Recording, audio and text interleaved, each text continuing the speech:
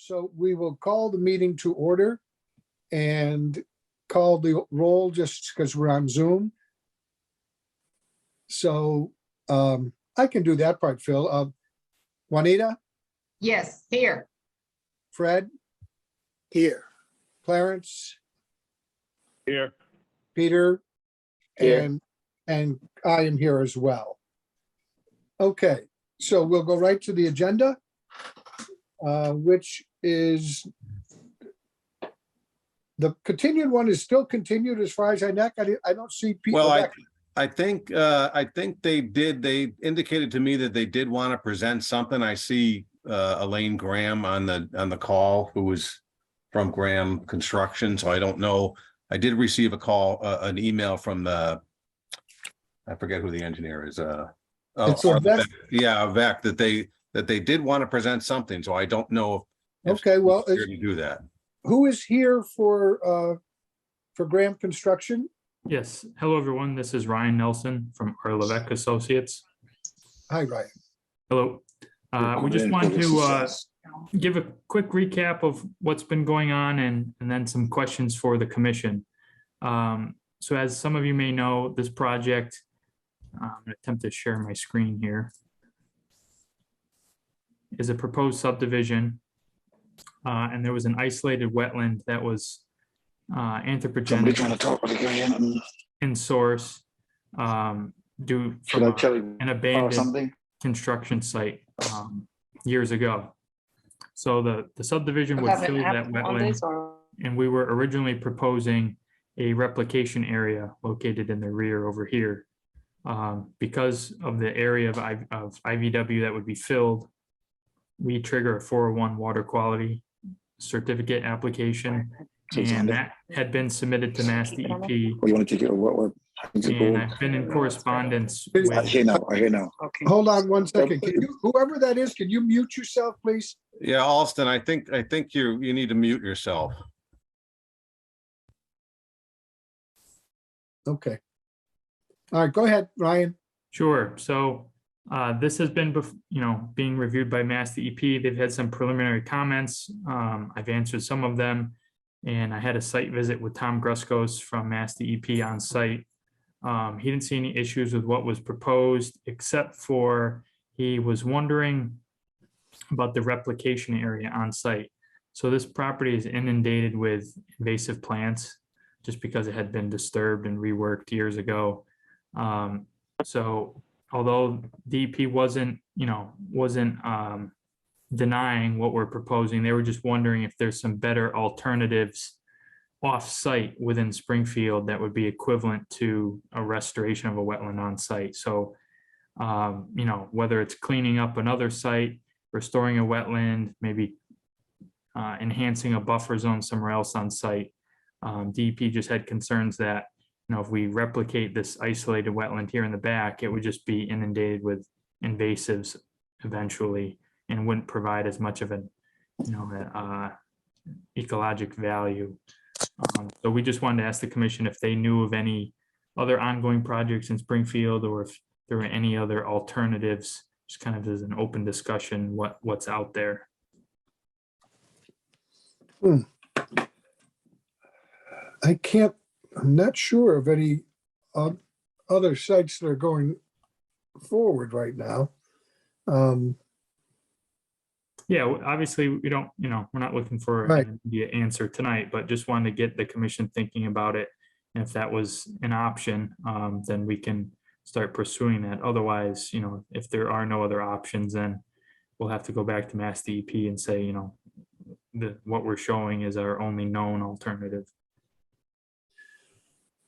We have done that in the past, Ryan, where Okay. we could find an area that instead of replicating wetland at a site like this, where some enhancement or increasing of a wetland in another spot within Springfield was done, so we had no net loss. So we have done that in the past. I Okay. guess we'd have to think about where, and then we'd have to, if it was on public land, that'd be one thing. If it's on private land, that's a whole different issue, Right, so one of my thoughts, there's this adjacent property here to the south that's owned by the city of Springfield. It's a forested property right off of Ralph Street. And there is a large isolated wetland there. And I think it acts more of a true wetland versus these other man-made ones. This one has standing hydrology, has the plants, the soils. However, there's also a lot of debris and trash in that area. We can't do work on city property without the city's permission. So just want to throw that out as a possible alternative would be the cleaning up and restoration of that degraded wetland.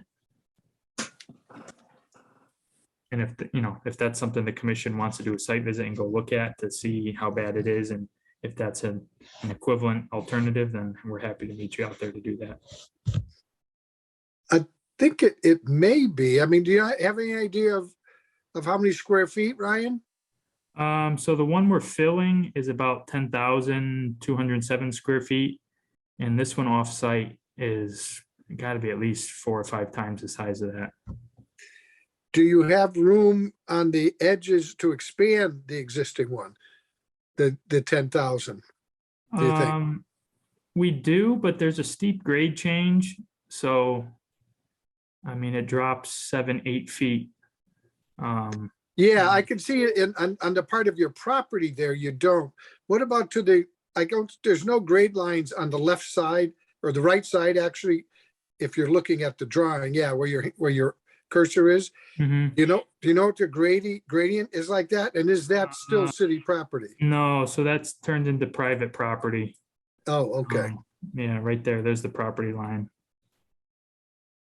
And we can't go over here to the left because there's a city easement for drainage. There's a structure and a drain line that goes through there. Okay, well, I guess we'll have to think. I think the commission would be open to the idea because we have done it in the past. If we can think of a location within the city where it would be beneficial, especially if we can find one on public property, because that is a lot fewer hoops for you to jump through. Right. Very few people who own private property would ever want wetlands Created, right. created on their property. Well, I have a question. In filling that, will it cause those 2 properties that I see? The other 2, would it cause like moisture in their basement? Will it make the basements?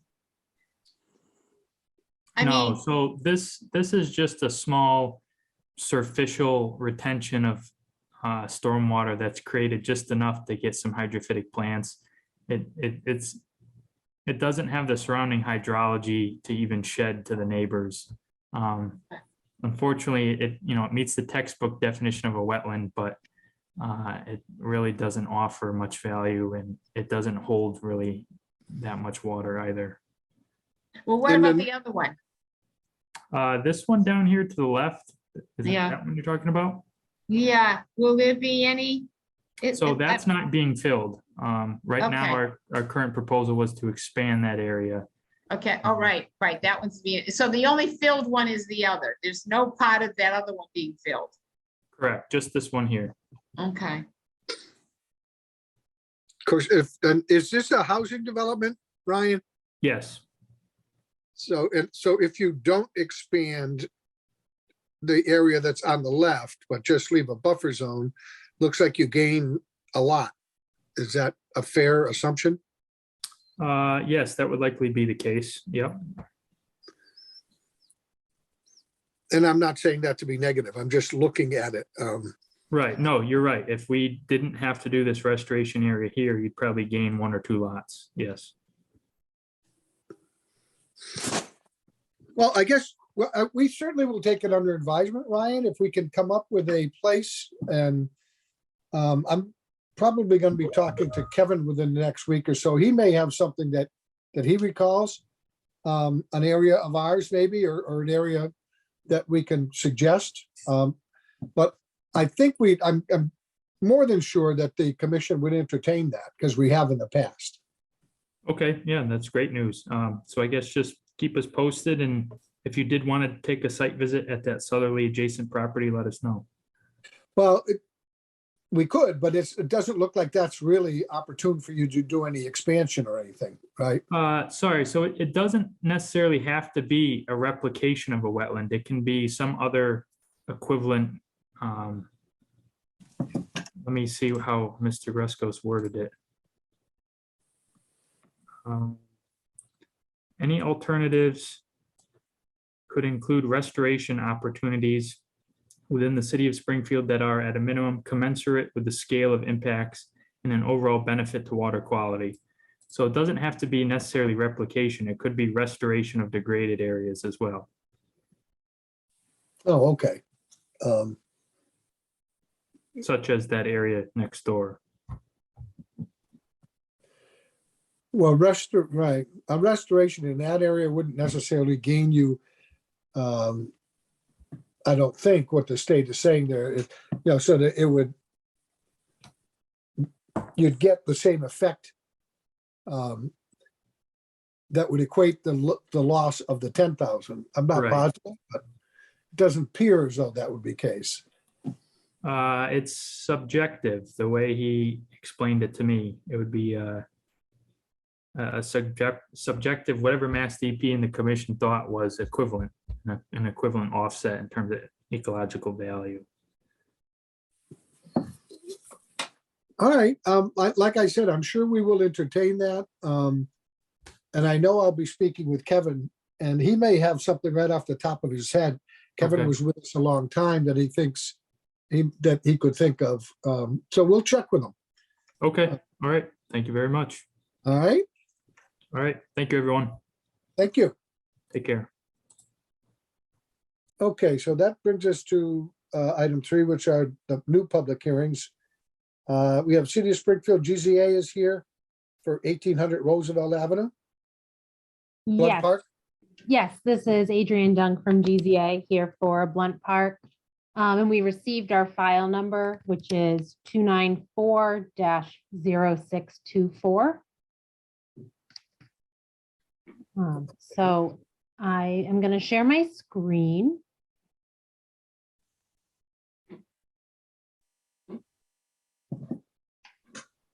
Was this the one where the state said something about when the time frame that the mapping was done? Yes, we received one comment from DEP regarding the time of year of the wetland delineation. Right. And we did respond to that comment to the commission earlier this week. The delineation was done in February, but there was not snow cover, so we feel confident that we could observe the persistent and woody vegetation and the hydrology of the site. And we were able to collect soil samples and observe the soils. So we do understand it can be difficult in the winter, and we have called it before when we reach a site and it's impossible, but this property was possible to delineate. Okay, So Blunt Park is a large park, as I'm sure you all know, over 100 acres. Our project area is here in red. It's a much smaller area of the total park. And when we zoom in, there's kind of 2 parts to this project, 2 mini projects. One is up here to the north. There's an existing picnic pavilion and playground. So there'll be enhancements to this area, and we'll discuss that one in detail first. And then there'll also be enhancements to the tennis court. And so we'll kind of discuss that one separately. okay. Great. So up here in the playground area, we delineated a couple vegetated wetlands up here, that the buffer zone, here's the 100-foot buffer zone. So our work area is outside of it, and the 50-foot. And so these wetlands are protected only under the Springfield ordinance. They are not Wetland Protection Act wetlands. So we have one here flagged A50 to A54. And then here is our 50-foot, the ordinance no touch zone, and the 100-foot buffer zone. The rest of the work in the playground, most of it is outside of jurisdiction. It's all in upland areas. But within jurisdiction, within that inner 50-foot no touch zone, there's an existing dirt road that's shown on the plans here. And we're proposing a stabilized stone construction entrance to minimize sediment movement and decrease erosion on that road by construction vehicles. So that is within the inner 50, and that's it within the inner 50 here. You're not doing any expansion or any, you're just making the road more stable? Exactly, yep. Gravel will be placed there as kind of a track pad. We're not making the road bigger, and it'll stabilize the road in this area, and it'll also help leave any soil from the wheels at the site instead of going out onto the existing paved road. So, I mean, in many respects, it would not be unreasonable to even determine that to be maintenance of the road. Yes, I mean, I think I did speak with Kevin about this, and he thought, well, that wasn't good. That was a benefit to kind of stabilize and maintain that part of the road. And that's actually one of the exceptions. It would be for maintenance of an existing. So, yes, so that great, that is, yeah, maintenance of this road here. Then between the 50 and the 100-foot area, there'll be a removal here of some existing footings and utility pole foundations that don't serve a current purpose. So those will be removed. And there is one tree right here that I'm circling that's like right on the 100-foot buffer. And that will be removed. So that's the work within the jurisdictional area. The trees will also throughout this area will be pruned, but we are looking to keep the trees that are within the buffer zone to the vegetated wetland. So they'll just be pruned to remove hazard limbs. how big is the tree that you're removing? The tree that we're removing is 20 inches Circumference, diameter. diameter? So it is a large tree. It's a large, Yeah. What kind of tree is it? it's in red oak.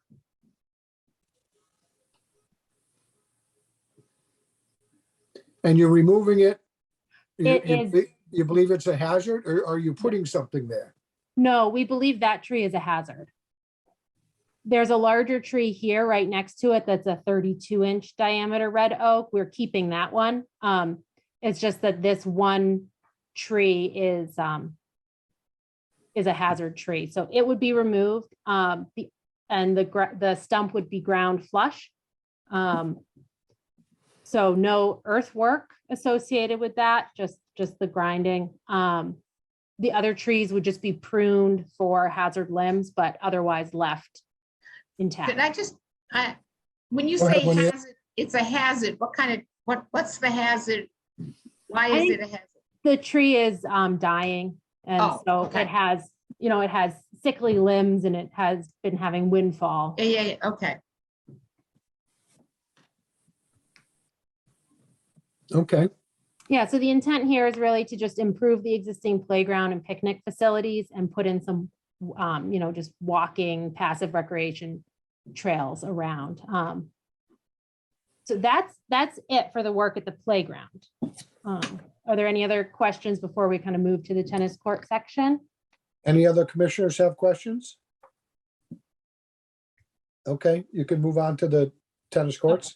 All right, the tennis court's a little bit of a larger project. So in the tennis court area, we delineated along both the east side of the tennis court and the west side of the tennis court, bordering vegetated wetlands. So those are obviously protected under both the ordinance and the state rules. We are not proposing any work in the wetlands. It's entirely a buffer zone project. The largest, so the tennis court is here, it's existing, it has a fence around it. There's a small paved walk. And then there's trees along both the north and the south sides of the parking lot. What we are proposing is to actually shift the entire tennis court south. So it would be moved south about 10 feet. And that is because the trees on both the north and the south, the roots are disrupting the tennis court surface and causing damage and increased maintenance.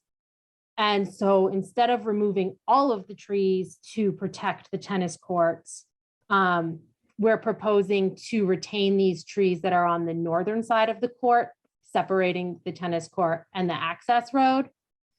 But the trees on the south would be removed. So there are 7 trees within the outer buffer zone that would be removed. And as kind of mitigation for that, though some of it's in the buffer zone and some is not, we would be installing a rain garden with native plantings in it. And what are the trees? They looks like they're planted in a hedge type of. They're spruce trees and they're planted in a line. Are you physically moving the tennis court or just the trees? We're gonna move the whole court. Court, how are Yeah. you moving? So the court needed to be resurfaced anyway, and so it'll be extended here on the southern side and repaved. So the trees will be removed. Underneath the trees is just turf. So that surface will be paved, and the area along the northern end that's currently tennis court, the asphalt and sub base will be excavated and a turf grass will be installed. So we're kind of flip-flopping a little bit of the grass for tennis court area. You know, when trees are removed and then filled with macadam asphalt, as that ground underneath settles, even if it's ground, it begins to sink a little. I've seen it happen many times, actually. Just as a long range for this tennis court. Yes, and there may be, areas under the tennis court, under the existing surface that maybe are recompacted and repaired as they are resurfacing the court to try to account for some of that settling over time. So yeah, you'll have some, as to Juanita's point, you'll have some subgradient work that will be different because of the trees. And obviously you're taking the trees out, but spruces tend to be spike root. They go down deep. So there will be degradation over the years, but you can probably substantially mitigate that by compacting and enough compaction above, hopefully. So, Yeah. and it will all remain fenced in. It's fenced in now, right? Right, it's fenced in now, so a new fence will be installed because the existing fence is just older and has some areas of damage. So new fence will be installed, but again, it'll be just around the court surface. Some existing benches are going to be removed and bleachers will be placed. The bleachers are kind of modular units that just sit on the ground. And then there will be some work on the existing parking lot area to create a curb cut that's ADA accessible. And there's an existing earthen trail along this side that will be made into an accessible trail. So you'll be using stone dust or something ADA Right. accessible. Exactly. And that trail's, the kind of standard 3.5 to 4 feet wide here. I'm going to change the plan. There we go.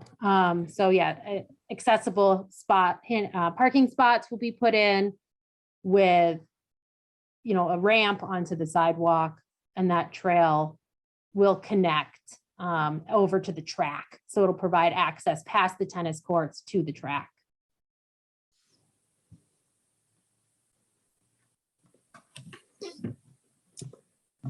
Questions? Any commission members have questions? No? Okay, what we will, because we are doing this Zoom, we can't close it this evening. We'll have to leave it open until our next scheduled meeting.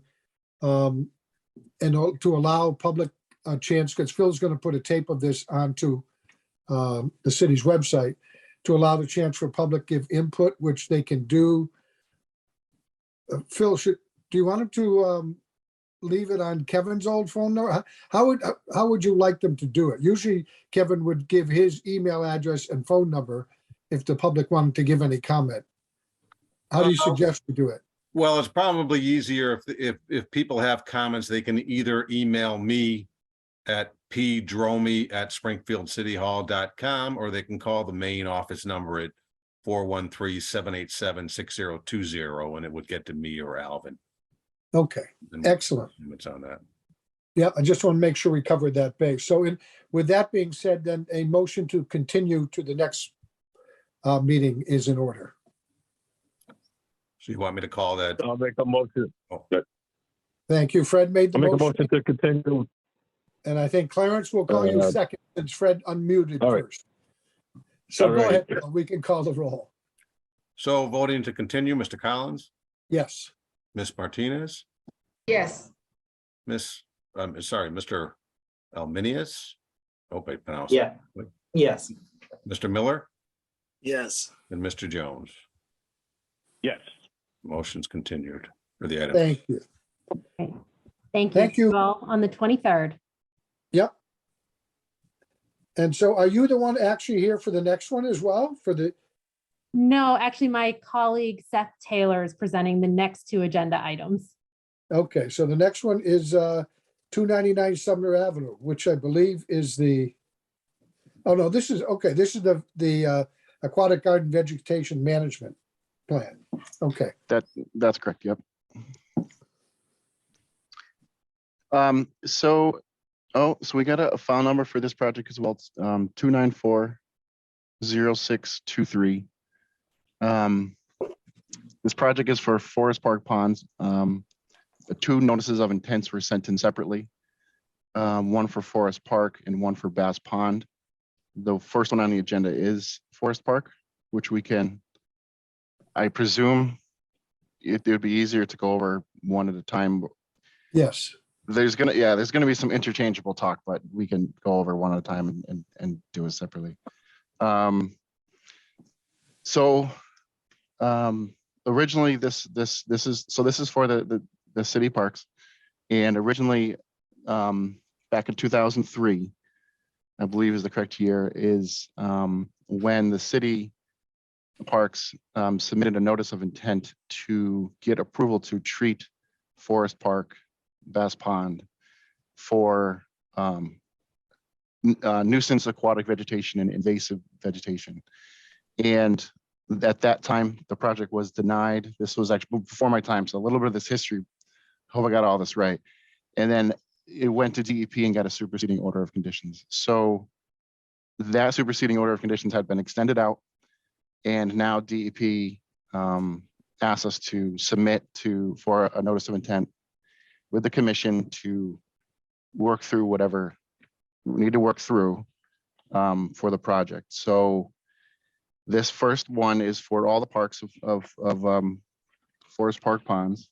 I can run a quick list for you. It's Porter Lake, Fountain Lake, Upper and Lower Ponds, Barney Pond, Swan Pond, and the aquatic gardens. This will be for the vegetation management of invasive and aquatic vegetation and algae within the pond system, within the lake system. And this is using guidance of three main documents that we used. It's the Eutrophication and Aquatic Plant Management in Massachusetts, the final generic environmental impact report, guidance for aquatic plant management in lakes, ponds. That's DEP, and the practical guide to lake management in Massachusetts, the companion to the GEIR. So essentially, the Forest Park ponds have been, if you've been out there lately, have been just overrun again by eutrophication of the pond system. The inputs into the pond system from essentially what was I going to say? Fertilizer inputs in the city, filling, sending in nutrients into the ponds, just allows the vegetation to go kind of crazy, and invasive and nuisance invasive species have a tendency to use the nutrients first before the native aquatic vegetation. And so what we had done in the past was, when there were treatments that were going to be done, we went out and did field reconnaissance, marked plots along each of the ponds at the park, and identified key areas where treatment wouldn't occur, such as ecological valuable zones, such as tree fells, anything of the like, and then the chemicals in that case would then be targeted on specific species. GZA at points and the parks did it by hand as well, where we raked out actual vegetation and put it up on the shores, let it dry, and then brought it up to an upland location where it wouldn't make it back into the ponds. And so we're proposing that as an option. Also, chemical treatment of the ponds is an option, and alum treatment, although alum treatment, pulls out the phosphorus in the water to stop the eutrophication process, but that's very likely to be unused. It's a very expensive process. And it has resulted in per the guidance documents, it has resulted in fish kills at certain ponds. So it's probably going to be not used, but the parks wanted to ask for permission just in case, so it may be used at some time in the future. So I think these documents came out to be kind of long, especially with the attachments that I sent, but that's the basic summation of what the plan is. So GZA biologist for the city, aquatic biologists would go out and do these surveys before any treatments would happen. All of it would be mapped, and we continue to write, as we had done in the past, reports for the commission to identify any sort of adverse impact which may occur, such as a fish kill, or anything else that could come up in that regard. And monitoring will occur during treatment. So this would be taking dissolved oxygen levels, water temperature, things along those lines to define and tabulize any of that impact that does occur throughout the year, and then throughout the years that the projects would go on.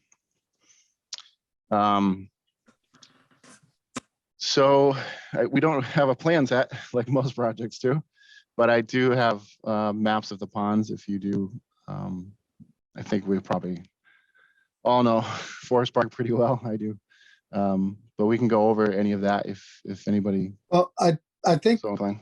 To get right to the crux of the matter, I think, why isn't drawdown mentioned in your plan? You have the ability in both Swan and Porter to do controlled drawdowns to control aquatic vegetation, which we know for sure work.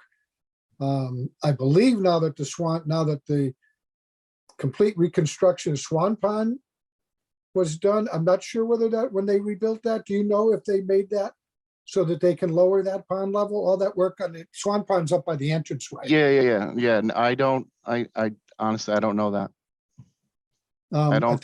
I think we'd like to know that, but why? Okay. Why is there not a proposal of a routine for drawing down both Porter and Fountain to do a quad? Now that's not going to help, obviously, with algae, which must be really something this right now with this. It heat. is.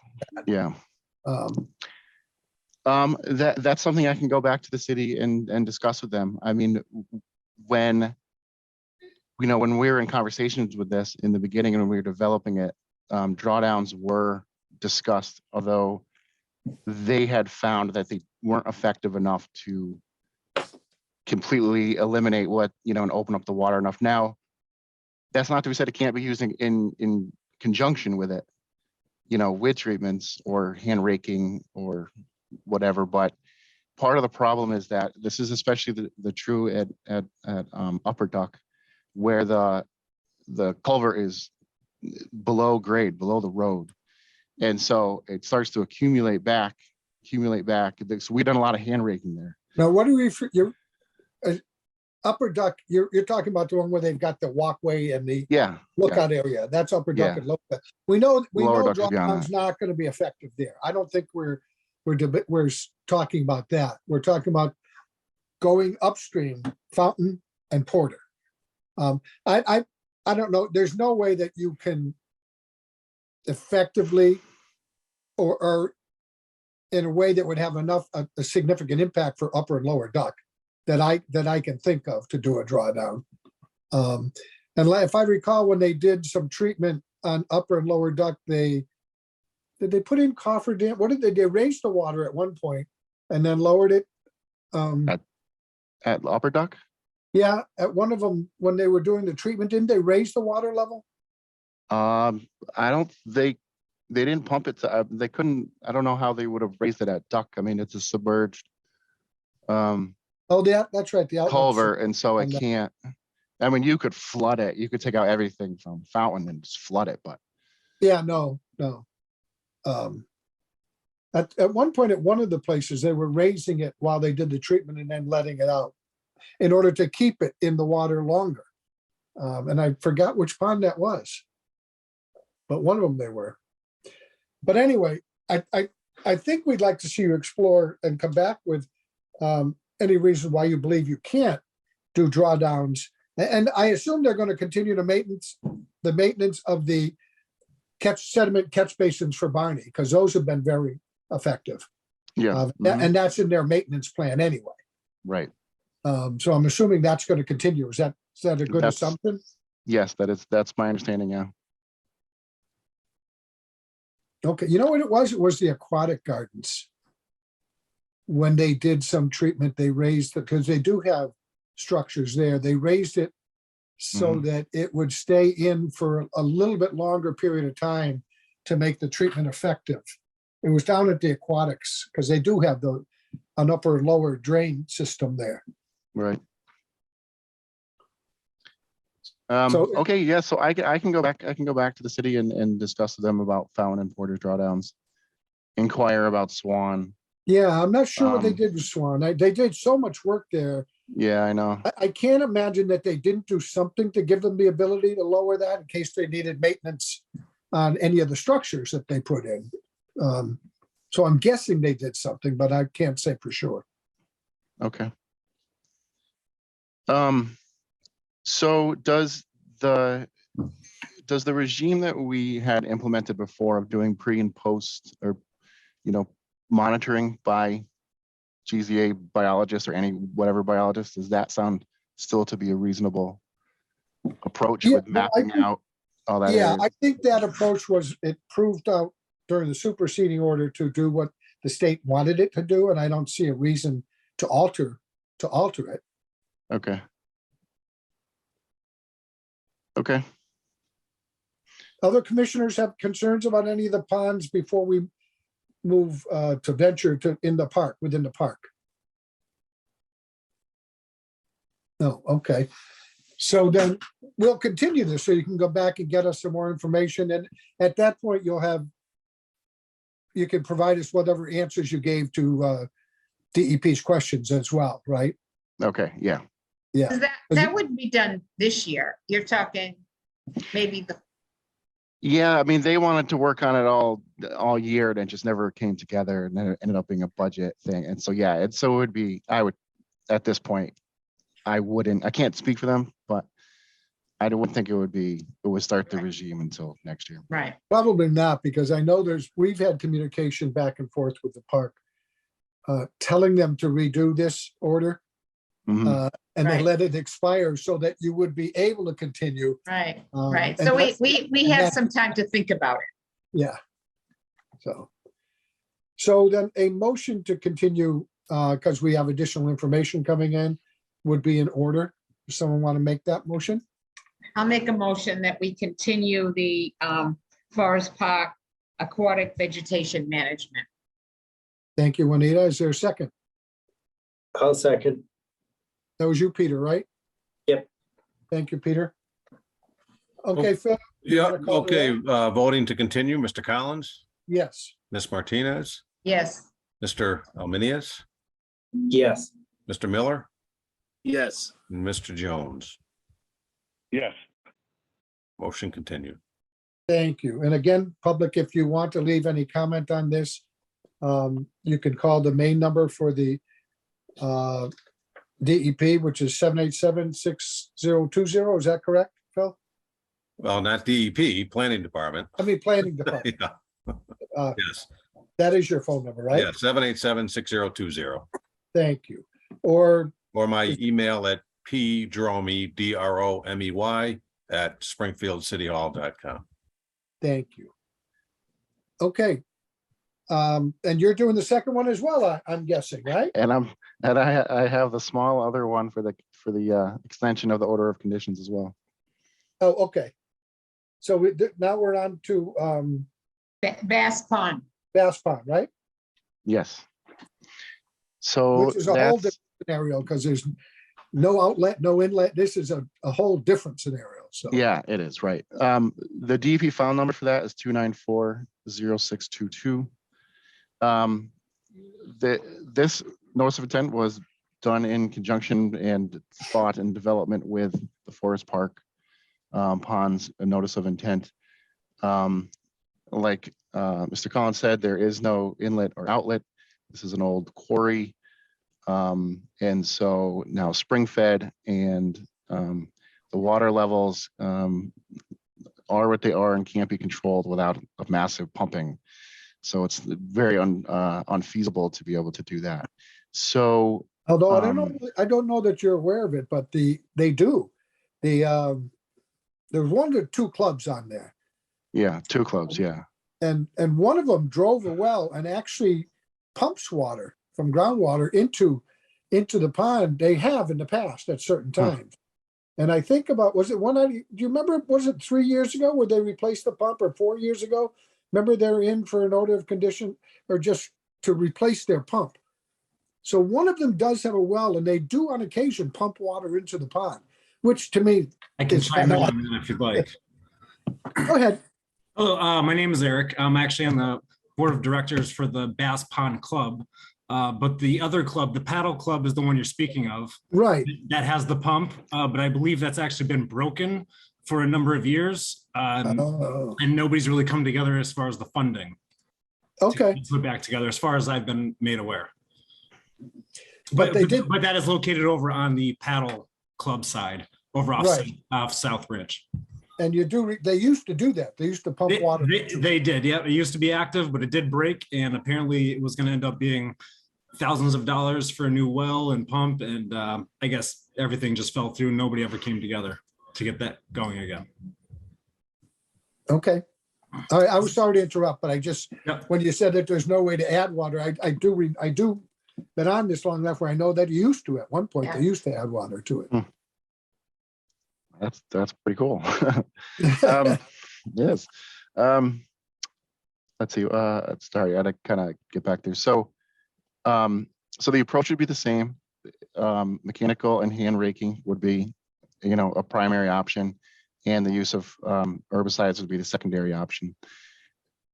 In the one of the differences between here and Forest Park is that there's a large, in years past, they treated the Phragmites up until the bank, the top of the bank. And even though it was treated, the Phragmites would then move back in.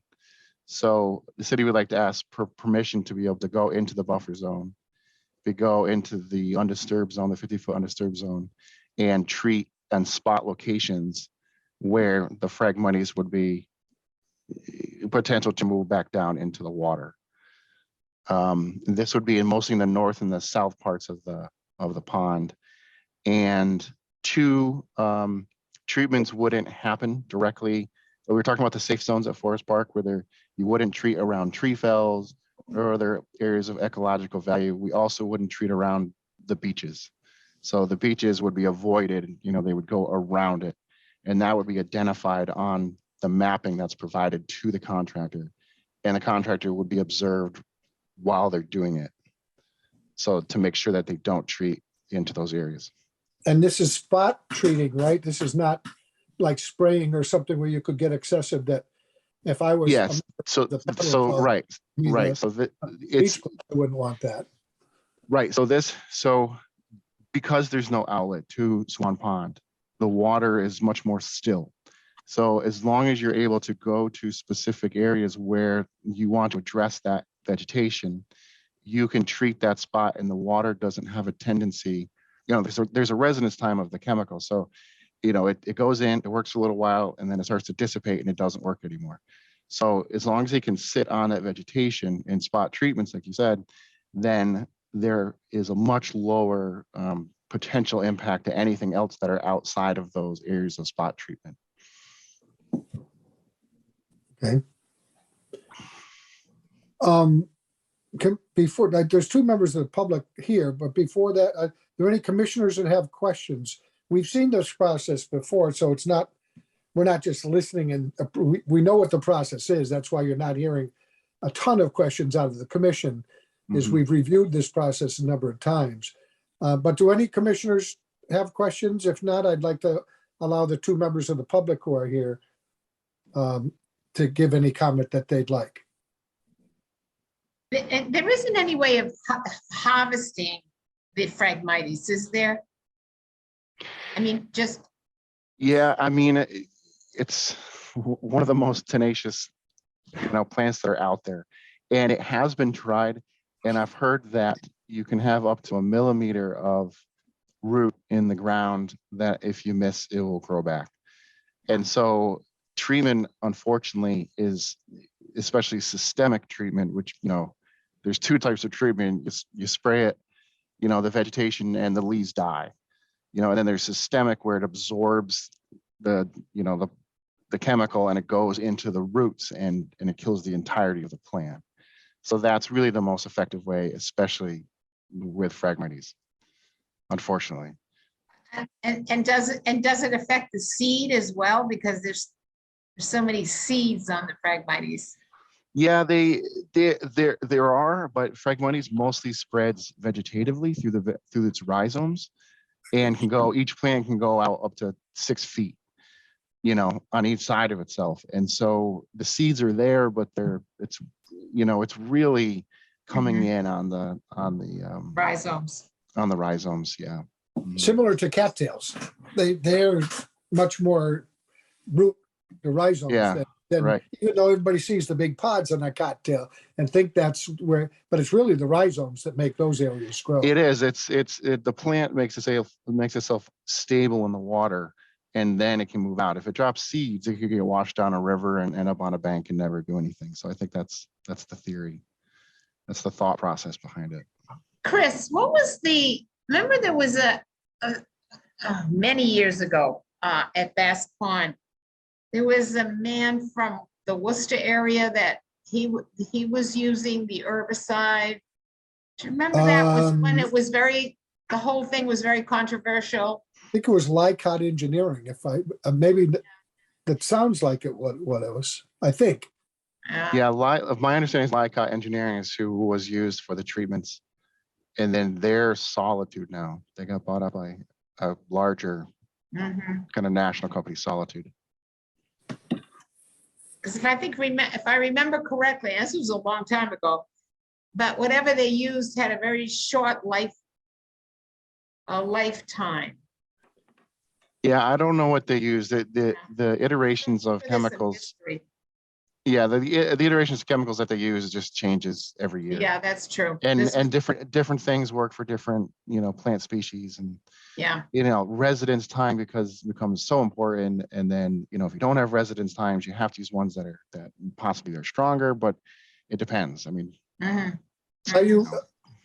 would assume that we would like probably we may put within the order that prior to any treatment that you get the regimen that's going to be used, and the lifetime of that particular chemical, so we have that information. Okay, sure. And I think that can be provided for here and Forest Park, whatever. they Yeah, wanna use. and they did it in the past when we spent a year going through it. That was a lot of the information, went through many different chemicals. So if you can provide that, that would be, we'll probably have an item in the order of conditions anyway, just saying to provide it prior to treatment. Okay. So I see two members from the public here. Mr. Beauregard, is that you? Yes, correct, from the Bass Pond Club, and also Diane Brown is Oh, is also okay. logged on. All right, I had to bring that up to get it up so I could see what it was. Go ahead. Do you want to talk first? I mean, to be quite honest, I wasn't planning on making any speech or any comments. I wasn't really clear on how this was going to go.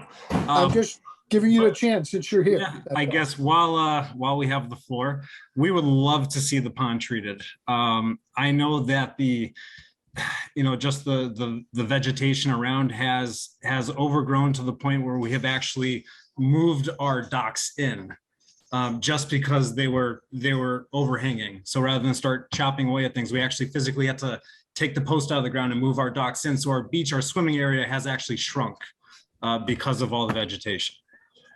So we would love to see, I mean, we clearly don't expect it all to go away, but we would love to see some kind of some cleanup action or some kind of treatment plan take place personally. Diane, I don't know if you have any other comments you'd like to add. I'm sorry, I had it on my calendar for the wrong time, so I apologize that I joined late, but I guess from my perspective, I just wonder about the timing of things and just hoping that it would not interfere with our our pond club being open and accessible. I know generally it's a treatment and then maybe a day or so of not being able to use the pond perhaps. Hopefully that's all that it is, but just trying to minimize the impact because we've had a couple years of not being able to use the pond, and our members are really, wanting to be there as much as possible these days. So. And these days you really need it. These days, yes, you do. The wind, the breeze off the pond is beautiful, especially this time of night. This is the place to be. Yep. We will be getting their schedule of when they're going to be treating. And I don't know if you heard the explanation from Ryan. It is Ryan, right? Oh, Seth. Seth. Oh, Seth, I'm sorry about the treatment that they're using. It's not something that's going to blow and be liable to affect your operation. But we'll be getting a calendar of when they intend to treatment, and we'll encourage them to do it as much as possible outside of an area where time frame where you'd be utilizing it. Right, because we're basically there, as you probably know, from Memorial Day until Labor Day. We really don't technically use the pond area beyond that. Some folks may get in there, but for the most part, that's our season. So. Okay. Okay, we can do that. Thank you. All righty. So if there's no additional comments, we do have to continue it because we're doing this remotely, obviously. And have you answered the questions from DEP yet, Seth? I haven't listed out and answered those questions yet, no. So, but I can you I will can do that for provide the next them meeting. to us, right? Yeah. Mhm. And prior to the next meeting? Yes. Okay. So then our intent would be to try to close it at the next meeting. But for now, we do need to continue it. So Okay. a motion to continue would be in order at this point. I'll make a motion to continue. Thank you, Peter. Is there a second? I'll second it. Oh, And I'm going to give it to Clarence, you go second it. Okay. So voting to continue, Mr. Collins, Yes. Ms. Martinez, Yes, Mr. Elminius, Yes. Mr. Miller, Yes. and Mr. Jones. Yes. The item is continued. Thank you. And thank you both for attending the meeting. Yeah, thank Thank you you. very much. Thank you for having us. Thank you. Public meeting, we love the public to come. Juanita and I have been on some where we had lots of people come for some controversial ones in the Especially past. Bass Pond. Really? Bass Pond Years ago was a big, one, yeah. Yes. And for the Bass Pond one, we actually had to move to a bigger setting. We did. We did. Okay, so thank you both. We're going to move on to other business, which is extension. Request for extension by Columbia Gas of their permit. It is set to expire. They are very smartly coming in prior to it expiring to ask for an extension. And is that you as well, Seth? Yes, I am formally here to do it because I'm here. I don't know a ton about it. I have a description that I had sent Phil to send to you. I don't know if you got that today or not. I did. I you did did. review it. It's a standard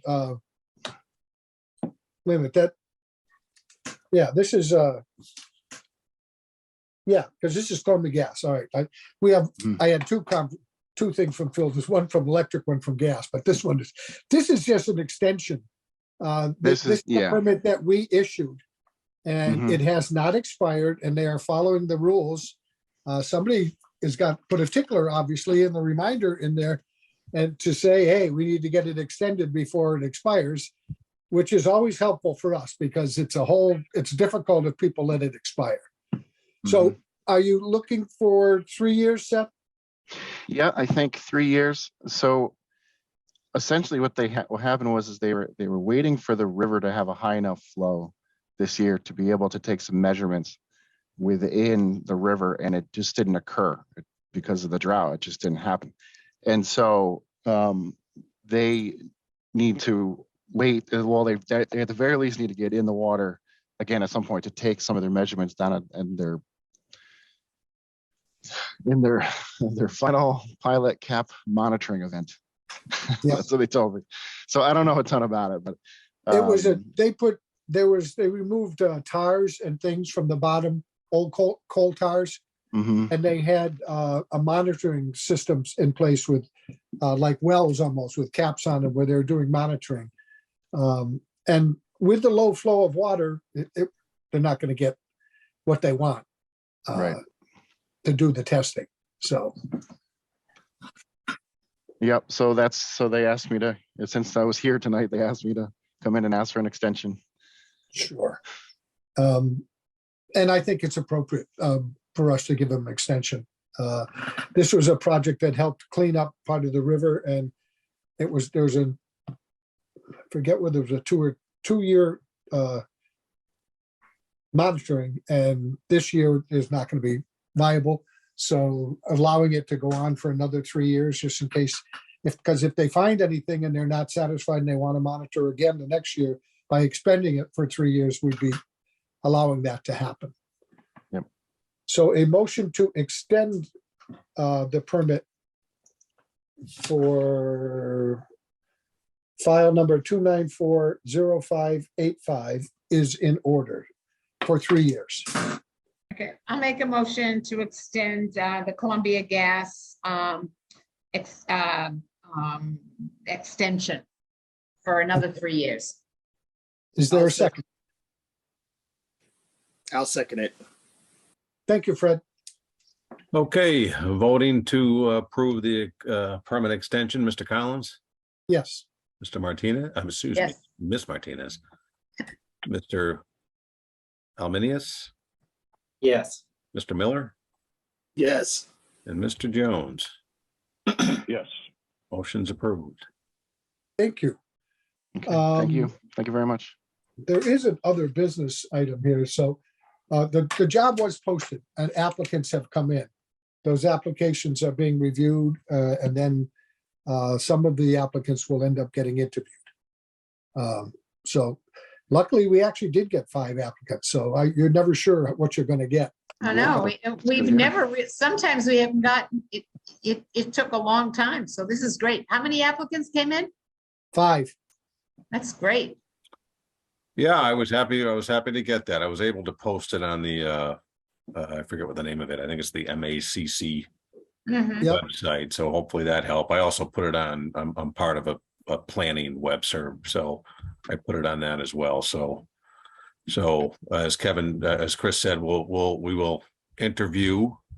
I've sent the applications out to Chris, and also Kevin Chafee has been generous enough to at least to take a look at the application. So I'm hoping to get them on as soon as possible, because Alvin and I are kind of winging this. So You're doing a good job, Phil.